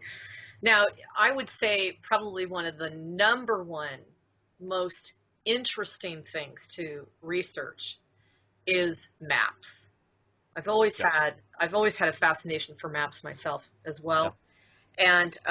And just when you were talking about the USGS and how they were formed in 1879, Yeah. that was kind of an eye-opener to me as far as the way in which you map and how the globe that we use today is based on a map from 500 years ago, 1500s maybe. Oh, no. Oh, yes, I'm sorry. The classroom, the one that's in front of the classroom, the Right. Mercator map, yeah, that's 500 years old, and that's wrong. Okay. Absolutely wrong. And yet there are maps that they're able to do. And in fact, I just had some information come in this morning where they Yeah. said that they're able to use a technology where they shoot the radar into the surface of the Earth. Mm-hmm. And it creates extremely accurate map making. Really? Now get this, to the point where it's so accurate that when you compare that map made, it's very similar to the very old maps that were developed by those that were the ocean farers, that were literally creating maps strictly from supposedly traveling the oceans. Now, how is that? That just makes it even weirder, You're gonna have to send me those links, because that's if you're gonna go down that road, you might as well tell me what the core of the Earth looks like after you've only dug 8 miles. Right. Well, we'll get into that too. Just so everybody, if you want to research this, he was talking about the azimuthal equidistant projection, right? Yep. Isn't that what you were talking about? Yep. If you look at this, it's very intriguing. Can you talk to me a little bit about that, the properties of the points of the map, and how basically when people decide to map out a landmass, you have to decide at what point do you start. Now, no one's really, I haven't really thought of maps this detailed, and that just kind of blew me out of the water. Yeah, maps are, and I'm not going to be able to do it justice. There's some wonderful documentaries on YouTube, but yeah, you're right. It depends. It's not just where you start, but it's the format you're going to use. Correct. Which is even weirder. It's almost like, again, because I blame the globe for most of this, because you're trying to create a map off of a 3-dimensional object, when in reality it's not this sphere. So a perfect example would be the Mercator map versus the Gall-Peters map. The Mercator map was done when they built it. It was done from a point of view, from a really European-centric point of view, to encourage shipping lanes. So all the continents, even though we look at them and they seem perfectly fine, that's not what they look like. So if you compare it to, like, and I'm going to try to talk about this in my next video, which is if you compare that to the Gall-Peters map, when you see it, it's the conditioning thing. Everything proportionally is correct. So South America is way bigger than what we would see on a normal map, and Europe is way smaller. Africa is much bigger. Australia changes size, but the biggest obvious one is, there you go. The biggest one is Greenland, up at the top of the map, which on the map you look at in a classroom is actually 17 times smaller than Africa. But you wouldn't know that from the map you're seeing in the classroom. They look about the same size. Right. And so and people have been trying to get the Gall-Peters map into schools, and they're having a really, really tough time because Yeah. visually it's an affront to our conditioning. It's like, look, we don't like looking at this. And I'm even going to include a clip, I think, in the vid, showing the West Wing thing, where, if you ever seen it, where the lady from the president's office, because they're looking about the education system, and she's looking at the Mercator map, and she goes, what the hell am I looking at, right? And he goes, it's where you've been living all this time, and we don't, it's a question of perspective. And, I have another just fantastic map here. Yeah. Thanks to Steve. And what it does is it actually shows what we think the map looks like because of what we've been taught versus what it really is. Now check this out. I don't know if you can see that. Oh, neat. Isn't that cool? People should freeze that. That's actually great. Where did you get that? I don't know. He's just so into this. But look at the difference, folks. The black lines are what we have been told. The green is what it actually is. Yeah, and I'd like to jump in and say this isn't even a point of dispute.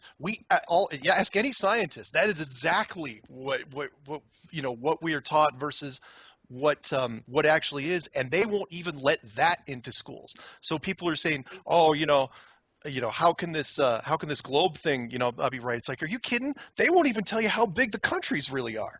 You really think they're gonna bend and say, oh yeah, by the way, it's not a globe? Well, and for those of you wondering how they can get away with this, the main thing is that during the time of exploration and also imperialism, I should use. Yeah. There you go. There was definitely a motivation for the smaller countries to appear larger. And don't forget, these guys know the human mind like the back of their hand. I mean, they know how we react and what we feel and how we can create better than we do ourselves. Yeah. Thanks to places like the Rand Corporation, the military, even the prisoner war camps. These are all, and Auschwitz. These are all areas where they've done a massive amount of work on learning how the human mind works and perceives. Yep. So they can create this whole weird scenario. Nice. Nice. Oh my. That's a great map, though. It is. I'm going to look that up after I'm done. Now tell everybody about I don't even know how to say his name. Abu al-Rahan. No, don't use his full name. Okay. Now, in fact, now you're going to screw me up because I could. Al-Biruni. Al-Biruni. There he is. Yeah, don't. Yeah, his full name, is Persian, is tough to pronounce. Okay. So. Yeah, when you go to, again, that was one of those little tidbits which I love, and I still get, debunkers come at me, can't wait. When you look at the azimuthal equidistant map, there's some notes on it, and it's really interesting because in the wiki list of map projections, which is all pretty much grabbed from different sources, but the azimuthal equidistant map, which is tied to the USGS, which is tied to the UN flag, which is tied to the flat Earth, and all these things, no other map is linked to as many things as this thing is. You look and you think it's a typo because it says, well, when was the map proposed? It was proposed 1000 AD. And you think it's a mistake, and then you look and you see who it was proposed by, and it was proposed by a Persian scientist named Al-Biruni. And you look it up, and sure enough, he was the one that came up with this type of model, which was also very interesting because 1,000 years ago, that's when we thought the Earth was flat. Yeah. And 1,000 years ago, we didn't even know the complete map. So his model was based on his perception of the globe, sorry, not the globe, the enclosed world, and we hadn't even discovered everything on it yet. And you think, okay, maybe it's still, maybe it's not a modern thing, and maybe it's a broken link. And then you look and you see, if you look at it under Al-Biruni, NASA named a moon crater after him. Wow. And it's like, seriously, So I don't know who left the USGS link in there, but it's absolutely legit. It's absolutely real. But that's how they mess with us. They give you just enough information that's actually truth. Yeah. And they surround it with a bunch of garbage. I mean, yeah. Yeah. I think the other thing that was interesting about him, he was a mathematician. He was well versed in astronomy, physics, mathematics, natural sciences, and also distinguished as a historian, chronologist, and linguist. Good God. Oh yeah, I mean, this yeah. really knew his stuff. And I also, The do you know that he was the creator of geodesy? I did not know that. That's really good. Hey, isn't this cool that I'm actually teaching? That's no, seriously. That's how it works. No, you got some good stuff. I like your stuff. It says here, creator of geodesy, which is also known as geodetics, a branch of applied mathematics and earth scientists where the scientific discipline deals with the measurement and the representation of the earth, including its gravitational field in a three-dimensional time-varying space. He studied the geodynamical phenomena such as crustal motion, I thought that was it, tides, polar motions, and designed global and national control networks using space and terrestrial techniques while relying on diatoms and coordinate systems. Whoa. Wow. This guy was super smart. Yeah. I mean, extremely ahead of his time. So obviously they definitely had his number. Yeah. Yeah, and again, they're using his map. He basically described the entire enclosed system 1,000 years ago, and they're still using it to this day. And several people have mentioned to me, it's like, look, it's in your face on top of it. It's totally in your face. Yeah. So why do you think everything really started getting some momentum with the Flat Earth Society again around 1945? What do you think was like the kicker for that? Tough to say. I mean, it could have been just dissemination from other places because, like the UN flag, for example, which someone had pointed out to me, which the final version of the UN flag, I think, was in 1946, happened to be the same year that Operation High Jump happened. So, for me, I think the Flat Earth Society at that point was starting to there was some bleed from the secret societies because not everything, you can keep a secret pretty much, but there's other things that'll go other places. I have no doubt that before that there were a whole bunch of secret societies that knew that the Alberuni map was true, and they probably had more detailed maps of their own that showed the edge. Yeah. On top of it. But and so yeah, there seemed to be sort of a fevered pitch for a little while, but then it was kind of like I'm not going to have the greatest analogy for it, but you know how you talk about doing something, you're super psyched up about it, but then it becomes more real than you want it to be. Something super scary, like, are we really doing this? That's what I think happened there. And that is, yeah, the powers that be, the authority, they knew what it was like, but they didn't know it for sure, right? Yeah. It was still like, it was this myth, it was this legend. So when Operation Deep Freeze, and so I think they even jumped the gun. They were like, oh yeah, let's do the UN flag in 1946. We're gonna get way ahead of this. And then in 1956, when Operation Deep Freeze happens, when you see it, then it's like, oh man, this thing's actually real, and then there's this little, it's like, because at that point you have to change gears. Yeah. From a society standpoint, it's like, okay, what do we do? Because now we got to keep this thing under wraps. Right. And then it gets really weird. But as far as the societies themselves, I think it was just bleed through from the other groups. Well, and the other thing is, let's just say this: there's so much more that came through in World War II because of the momentous impact that it had, not just on us, but on all the beings within this so-called universe. Which, yes, who knows how to define that these days? Yeah, yeah. But it just seems to me that 1945 was really the turning point for so much of this stuff. Now, yeah. do you feel that it was after they made the discovery through Bird's mission down there? Yeah. Do you feel at that point there was a lot of aggression in clamping the whole flat Earth theory shut? Massive. Okay. Massive.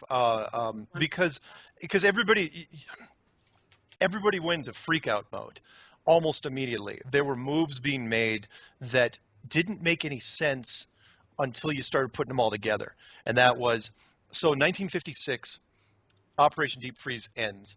But between 1955 and 1956, you find something. something so huge, something so jaw-dropping that you not only can you not come up with a cover story for it, but you lock down the entire continent. Um, but that takes a few years. Right after that, in 1957, the United States and Russia, who left the ice at the same time, people say, oh, we've been enemies, Cold War, blah blah blah. No, United States and Russia have been in on it since day one. Everything that they do, they talk to each other. Yes, at the lower ranks, fine, you can say whatever, but the United States and Russia at the highest levels were in on this because they had to be. One country could not pull this off by themselves, and they knew it. Everybody had to be, it was a combined effort, but mostly it was the United States and Russia. They both started up their rocket programs in 1957, with a fevered pitch.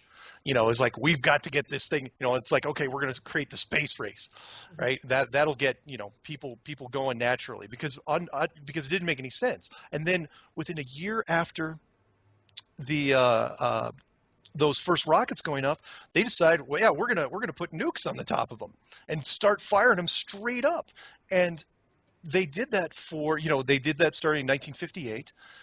In 1958, literally within the first 3 shots that they took, the United States took, because Russia had to catch up a little bit, they formed NASA immediately in 1958. And then shortly after that, in 1959, they locked down Antarctica. But NASA, when it was formed, was really the militarization of space. They had to control the skies, and that was an outstandingly big, broad move by the United States part, because at that point they controlled all science aspects regarding space. If you were an engineer and you were a scientist and you wanted to deal with space, for the next 40, 50 years, you had to go through NASA. And so again, rocket program, firing nukes, form NASA, lock down Antarctica, turn around, keep firing nukes until 1962, when Russia and the United States both stop on the exact same day, and they say, oh, it's a moratorium. No, it wasn't a moratorium. They were done. They were done mapping the whole thing out. It took them 4 years to figure out where everything was up there. And then once they stopped firing, then they decide, oh, yeah, we're going to do the moon program. And, then Is there anything to show what they found out? I mean, are there any maps that reflect what they found the firmament to be? All we know... Unfortunately, all we have are the public records of the shots fired and the supposed altitudes that they were sent to. And you can look these up. They're in Wiki. Everything that I did wasn't referenced, by some weird site. It was mostly, standard Wiki stuff you can find. Although I'm sure you could find some government stuff on it. I'm laughing, Mark, because I even got an email this morning. Well, Wikipedia is owned by the the network. Oh, fine. Yeah, of course. I got you. Necessarily just trust that either, But at the same time, you still got to believe. They release stuff every once in a while, I think, because they think it's the right thing to do. And it haunts them, way later. Oh, I'll give you another example. The Van Allen radiation belt, discovered by a NASA employee in 1959, the exact same year you locked down Antarctica. And the Van Allen radiation belt, the message was, oh yeah, there's something super deadly above you. Oh no, it's not a dome. It's just a big layer of radiation that nobody can go through. And that backfired on them, because in 1959. That was still 10 years before the first moon shots, right? So they had 10 years to figure out a technology to get through this imaginary radiation belt that they had created. But it wasn't long enough, because they realized the only way to get through radiation is some heavy lead shielding, and they couldn't put it on the capsules because it would make it too heavy. So they just sent the capsules anyway and decided, well, we just won't talk. They just trailed off. It's like, oh, we're just not going to talk about it, right? 6 moon missions back and forth through this, supposed radiation belt, and nobody died without shielding. And you can go on YouTube, and there's great new stuff that's coming out even this month, where there's NASA guys that are going on television and saying, yeah, we got to deal with this radiation problem. It's like, well, what are you talking about? You already dealt with it 50 years ago. So what are you talking about it now for? It's interesting. There's actually a video out where the guy swears that the water within the nuclear power plants is perfectly safe to swim in. Really? I'm not kidding. He challenges everyone. He actually worked there for decades. Was this American or Russian? American. I Really? believe he was on the East Coast. I'd have to track it down. It's on my website if you go, Okay, I'll check it out. Absolutely. work with the search engine. Sure. But now on your status quo Status quo. series, Yeah. basically you go over the 500 years ago and the perception of the Earth and how it, used to be flat and then it turned around and they went into the whole global thing. Yep. And the Treaty of Antarctica and that was off limits. Yep. And you were talking about the astronauts were sworn to secrecy under the penalty of whatever. Now, the moon missions were launched. What is your perception of how many actual moon missions really made it to the moon? None. I don't trust. The moon missions have been so. And again, don't take my word for it. There are a bunch of documentaries out there. Every year, the internet makes the moon missions sillier and sillier to look at, to the point where I'll even take it one step further.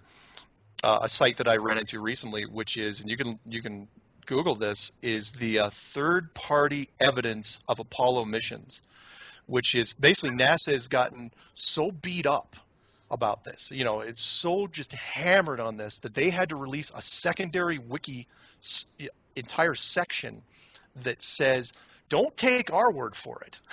Here are independent people, independent countries that have nothing to do with NASA. Literally, they say at the top of the page, nothing to do with NASA or the U.S. government, that can confirm we went to the moon. I've never seen such backpedaling in all my life.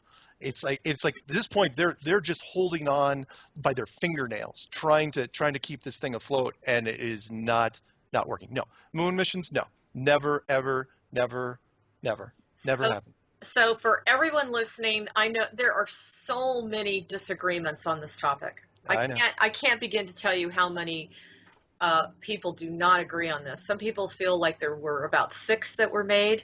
Some people feel that only 1 made it. And then there's some that feel that none.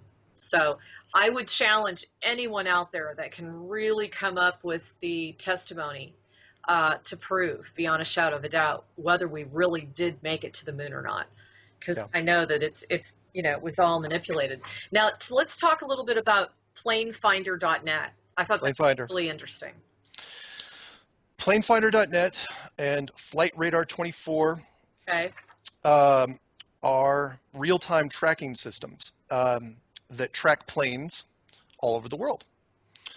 And when I was looking for, there was, if it is an enclosed system, there are 3 rules you cannot break. One, of course, is the space program is an absolute sham. 2, there can't be any actual photographs of the Earth from space. But the third one, which is also very interesting, is that on an enclosed system, there cannot, the plane routes in the southern hemisphere are not going to be correct because of the map you're looking at. If the map is literal, here's the difference. The USGS will look at the azimuthal equidistant map and they'll say, oh, it's just a projection.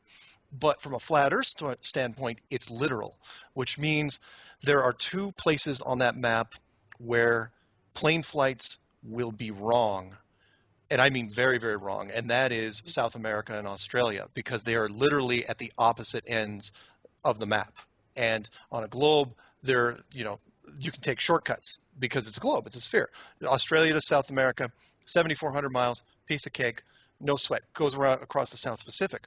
But if you tried to get these flights, if you try to book these flights from these 2 points, and they should be very, very easy, they bounce you all over the place. The most notable one is if you like going from Sydney to Buenos Aires, they bounce you off Los Angeles, and it makes or San Francisco, and it makes no sense unless you're looking at a flat map. If you're looking at a flat map, it's almost an exact straight line.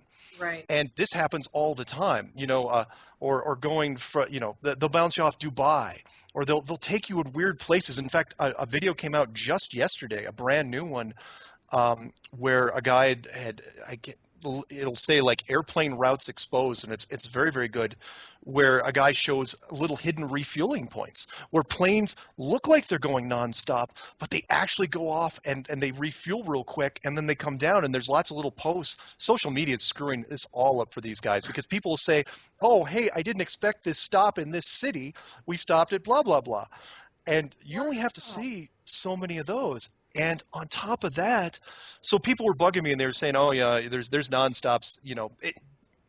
Again, people's logic drives me nuts, because it's like, you don't understand that 95% of the flights in the Southern Hemisphere are connections, which shouldn't happen anyway. This is 2015. You can get nonstops anywhere. Ask the Northern Hemisphere. But when you watch these flights, or any flights in the Southern Hemisphere, anything below the equator, if you look on planefinder.net, those flights will disappear. And I have to tell you, Mark, this happened to me. I just came back from South Africa last year, and I was looking for the most direct flight from LAX to South Africa. Yeah. And I couldn't, they took you to Boston, they took you to New York City, and then they took you to Heathrow. Okay, that was kind of your choices. Well, then I started looking, maybe I should take a flight to South America, because it was like right across the ocean from Africa. Sure. Well, it was about $1,000 to $1,500 more, even though it was less mileage. And I thought, okay, well, they'd probably use the excuse it's not as common of a route, right? Yeah. Well, then I thought, okay, well, let me see what else I can do, going from there to Heathrow. Well, they wanted to take me over to Dubai, which is way over here compared to where I wanted to go here. I was like, what is that about? Yeah, Dubai seems to be a common thread. Yeah. And I went into the same thing, so I had to bring that up. And I'd like to also add that this problem is software, and it eventually will be fixed, which is why I mentioned at the end of the video. People are saying, oh, you should have told them, because it's like, look, you have to get it out there, because eventually they're going to plug this hole sooner or later, because the GPS system is not a public system. It is a Department of Defense, United States military system. Glad you brought that up. As this gets enough attention, they are going to figure out a way to plug this hole. Yeah. I'm still leaving the videos up, though, as a record. So for all of you listening, if you really want to dive into this, now's the time to do it. If we can find any holes in the you list like 5 or 6 different companies that provide the logging of the planes. Oh yeah. And he says it's kind of like watching paint dry. But actually, it's not as bad as you might think, because the planes disappear before you get bored. Watching boats, that's like watching paint dry. I just think that's such a trip. Now, talk a little bit about the ceiling of the dome. Okay. Everything that I've seen, people have asked me, it's like, oh, how high is it, and what is it made of? The ceiling of the dome, the best I can tell is, if it goes up higher than 400 kilometers, yeah, sure, maybe. But it seems to be, again, projected on from the outside. It prohibits space travel pretty much entirely. Yeah, planes can fly up, because planes cap out at 10 miles. Spy planes cap out at, well, depending on who you talk to, because we're not even supposed to spy planes don't even exist right now, but they do. Oh, yeah, right. At maybe like 20 miles.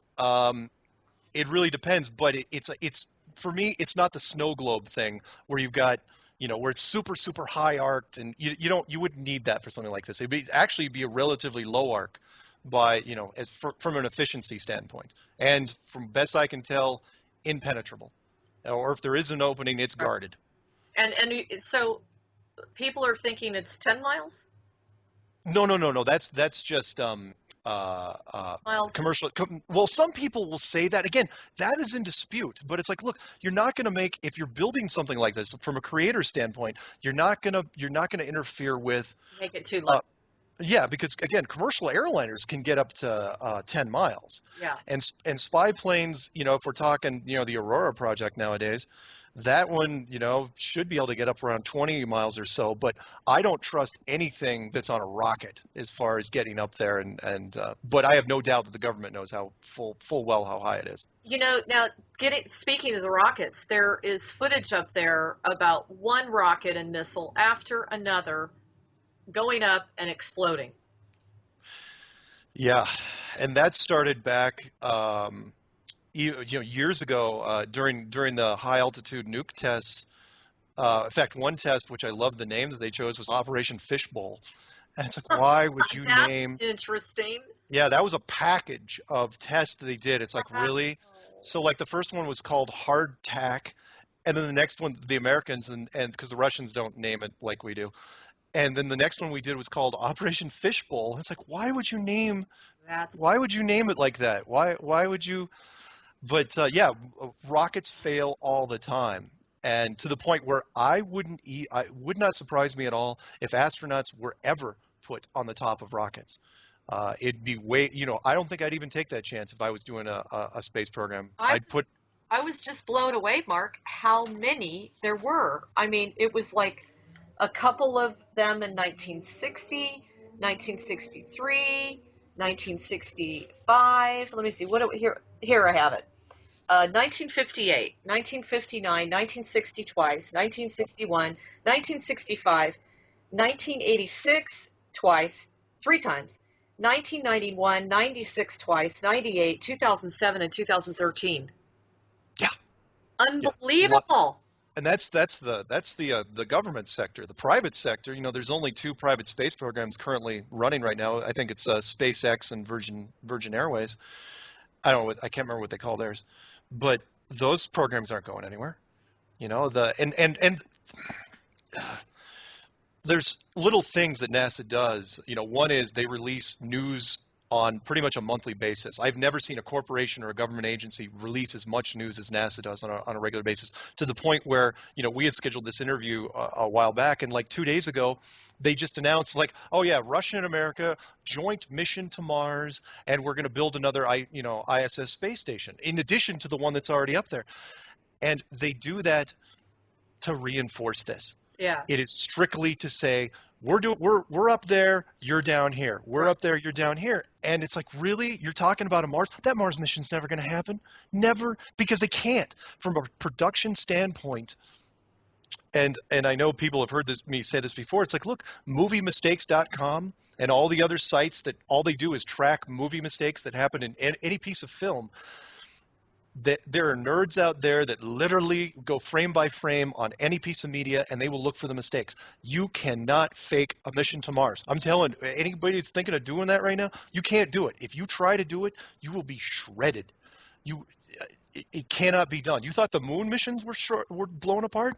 Mars, you wouldn't even get to land before they started tearing you guys up.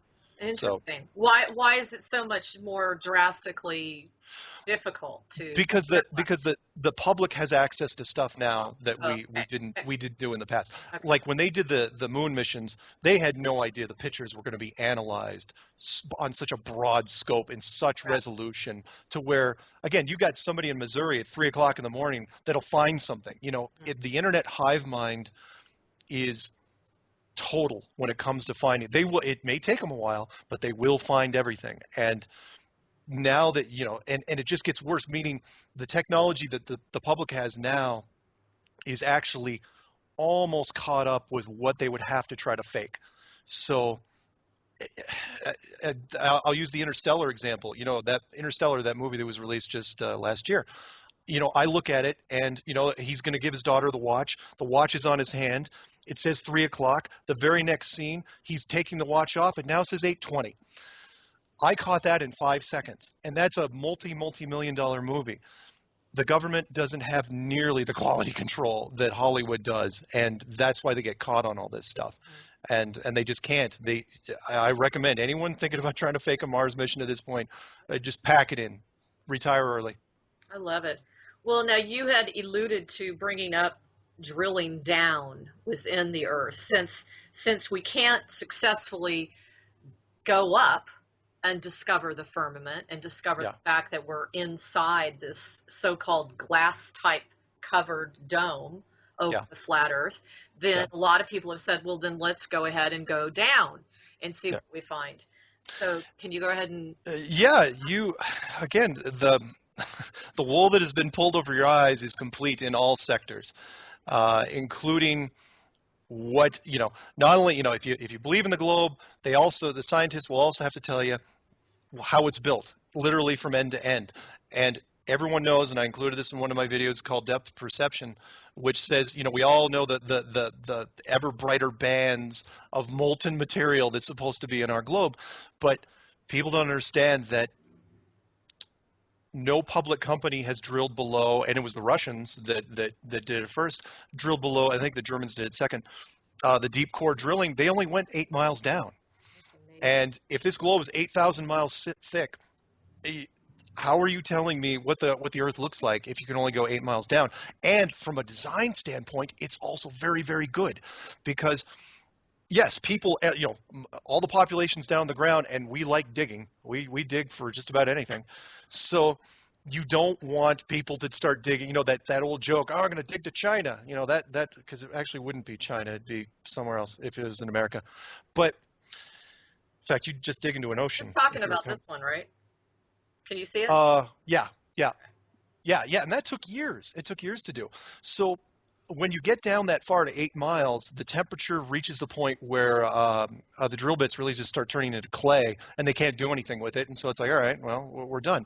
So at 8 miles, because people ask me, it's like, well, how thick would the model have to be? And it's like, no, not very. Since the general population can't go below 8 miles, you could make it less than 100 miles thick, which is actually really thin compared to the width of it, and you'd still be able to do your things. And people would say, well, what about the natural processes of lava and molten rock and volcanoes? I'm going, you gotta understand that in a system this large, if it is artificial, creating a molten rock system, not that hard to do. Giant blast furnaces, pipes that can pump it through. The only thing you hope for is that people don't, make cities next to volcanoes, which has happened in the past. And it wouldn't be that hard to do. Plus, that system also generates an extra amount of heat, similar to a heated seat in a car. So the temperature system, it could augment that as well. It's very efficient on all levels. So no, not a natural process for me. 356 degrees Fahrenheit is At 8 miles? what they reached at 8 miles. Wow. Yeah, yeah. I mean, that's like, And then they quit. And then they said, and the Germans tried the same thing, and they quit. And yeah, there could be some military classified programs that could maybe blast through, but even they, again, that's classified. How far down can you go with nukes? Can just keep, blowing holes down there. You might be able to get down to a certain point, but at that point, you're not going to tell people what's down there anyway. well, it's interesting that there have been some intel coming out regarding the mining of gold, and some of the people that are coming out of these mines, they're basically saying, I'm never doing this again because it's so incredibly hot. Yeah. They've gotten so deep into the crevices of the earth, supposedly, they can't handle it. I loved it when you said the car is made out of melted, reformed, polished rock. Yeah, yeah, yeah. It's one of those things that's lost on people because they forget that we have technology to do some of this stuff right now, and melting rock. That's the easy thing. We drive around in it every day. That's all cars and anything metal is just the soft parts of rock that we melted down and reformed. You scale that up. Wouldn't even heck we could simulate a volcano if we wanted to. I know we could. That's a really good point. It's something I had never thought of, so I want to Thank you. commend you on that one. I did that totally sober. One of my favorite parts of Mark's series is under the souls in the system, and I want to just play like a 2-minute clip if you don't mind, Mark. Okay. Are you gonna play it right now, or are you just gonna cut to it? Okay. Yeah, we're just gonna play it right now and then come back in just a sec. I just thought that this was so outstanding. I'm not even gonna say anything more. Let's just listen for a minute. Better if the enclosed system was revealed. Would you lie to hurt someone? Would you rob a bank, commit fraud, or embezzle? Would you steal anything unless your life depended on it? And while people would still get angry and fight, would they maim each other? Would they kill? Would anyone knowingly commit murder? Would you bully or extort people for profit? In fact, knowing that the world was created, would you do anything malicious towards anyone? If the world is not a globe, but instead enclosed, then wars end. Hate crimes end. Maybe not overnight, but quickly. Because you may be, for the first time in your life, actually accountable for your actions. You realize now that you are a very real soul in this enclosed system, and you have a responsibility towards your fellow man, one that can be boiled down into one simple rule: treat others better than you treat yourself.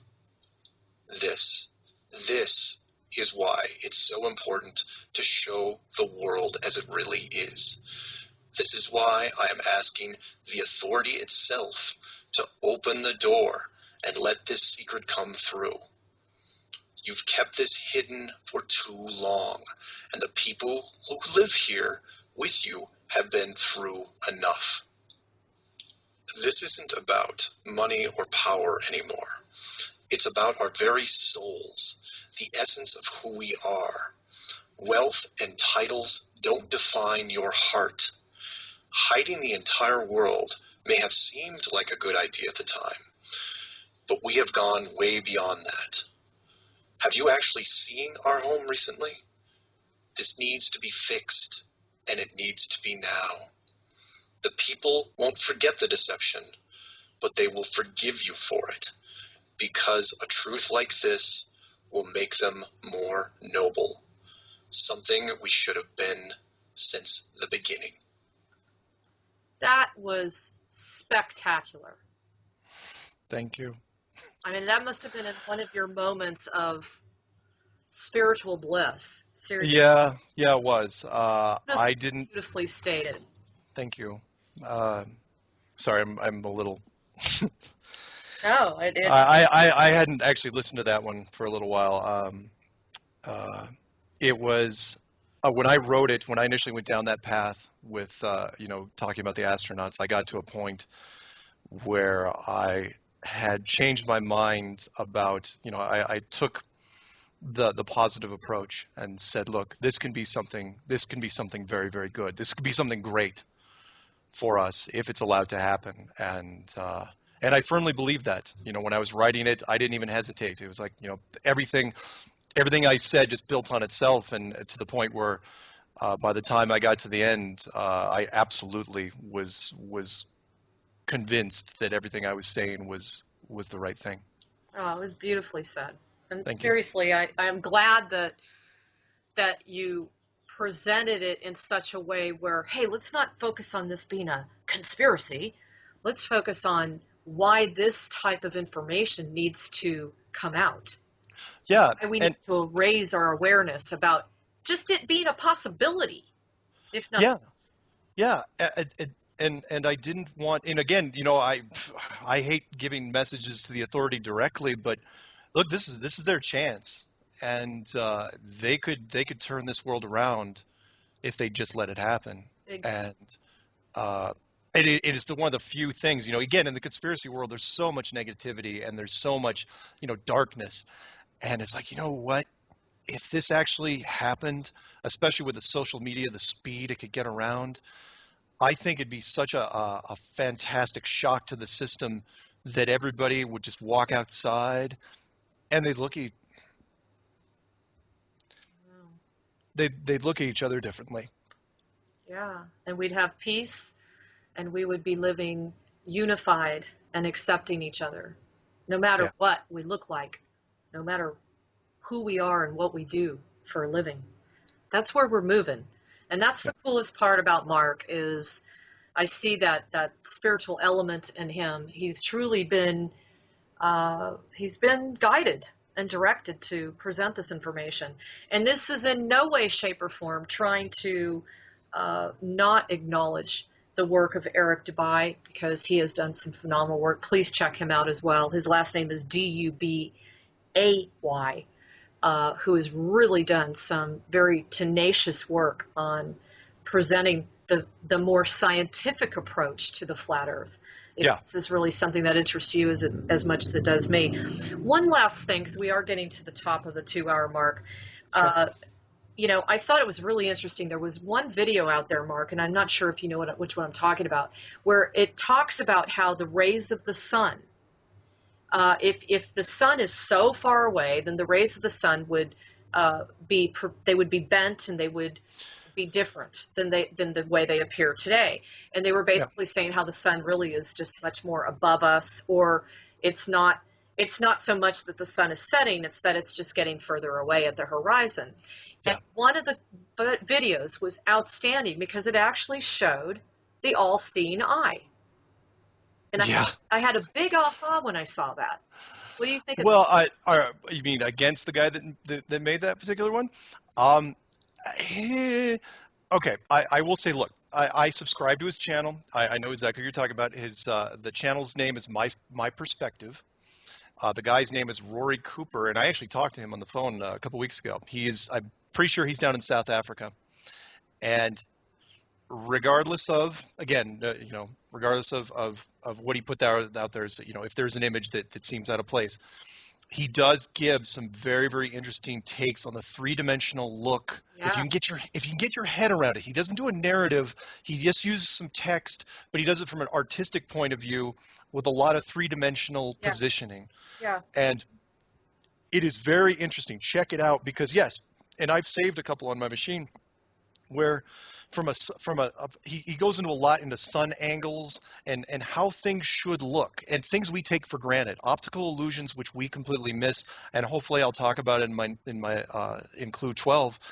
But again, if you can stay with him, and pause it and rewind it, watch it again. Don't watch it through and say he's totally lost me, because you're not. He's trying to show you something that's literally right in front of you, that what should be, especially when it comes to sun rays and angles, and how on a globe it should look like this, and on a flat system it should look like this. He'll go and he'll compare the two. He'll go, look, this is what it should happen if this is what it is, and from the other side, this is what I'm seeing. He goes, tell me that I'm wrong, and it's somewhat controversial because again, it's not exactly scientific like Eric Dubay's stuff. Eric fills in a lot of holes that I don't. But Rory's stuff is really interesting from a visual standpoint. It's because it's all eyes. So I recommend it. Totally, check it out. I don't know if he's got any hidden things in there. I hope not. Rory, if you're listening to this, please don't. But oh my gosh, you're so funny. Well, so one last thing, if somebody wants to come up and say to you, oh, you're ridiculous, the Earth can't be flat because you have to consider the law of similarities and everything is spherical, what would you say? Quick. Okay. Oh, yeah, quick. Sorry. We're out of time. Think of it from this standpoint. If it is an enclosed system, the builders or creators are going to be very, very clever, to the point where I firmly believe at some point they wanted the globe illusion to happen. But it was going to be as a natural process, because if the globe illusion happens, we don't run for the fence. We don't immediately dedicate our entire lives to beating on the fence or the wall or the barrier or the firmament and try to say, hey, who's on the other side of this? If it's a globe, we don't even look for it. But I think as a natural process, I think we were supposed to discover it by ourselves, maybe in the 50s, maybe in the 60s, depending on when we actually got out there. Who knows? If Bird wasn't forced out there, when would he have actually found it? But I think from that point forward, it has been artificial. The globe was supposed to be discovered decades ago, and it was hidden from us. Yeah. So from the spherical point of view, yes, everything in the sky is spherical because that's part of the illusion. We're supposed to think that, because as soon as we build this, everything else becomes spherical. It doesn't become a plane anymore. The sun becomes a sphere. The moon becomes a sphere. All the planets become spheres. Everything becomes a sphere instantly, and it stays that way until somebody else tells us otherwise. Good point. Good point. Well, thank you, Mark. Just so in case everybody did not remember, please access Mark Sargent's Flat Earth Clues 1 through 11, and he has some other videos up there on youtube.com. You can also, I'm going to let you give out your phone number. You can also reach Mark at msargent23@comcast.net. And Yep. he is bold enough to put his home phone number, which is It's 303-494-6631. I put that phone number at the end of every video, and yes. that's the phone right here. That's the phone. It's a landline. You can't text it, but I will leave that phone on until it is it stopped blowing up to the point where eventually I'll have to shut the ringer off and just answer messages. But it's been wild so far. Well, and one of the other things I really like about the approach that you have is he's really open to all of us submitting additional data, any other tidbits that you feel will fill in some of the blanks. Okay. Oh yeah, I don't have all. Together, we're all basically trying to swim through the murky waters to find out what's really our truth here. And so I commend you, Mark. Thank you so much for all the work that you're doing. Thank you. Appreciate it. So anyway, we're running out of time. I just wanted to say thanks to everybody as always. You know how much I love you, and I appreciate you guys are the best audience. Your emails really keep me inspired and going and supported. So please know that ahead of time.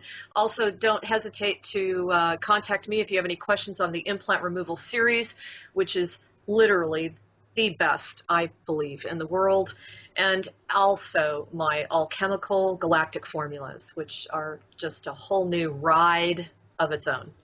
So anyway, take care, have a wonderful evening, and we will talk to you on what? The other side? No. Outside the firmament? Ah. I don't know what to say, but anyway, you guys have a wonderful rest of the week. Thank you, Mark, again. I appreciate all that you're doing as well. Thank you very much for having me. You're welcome. Everybody, lots of love. Take care.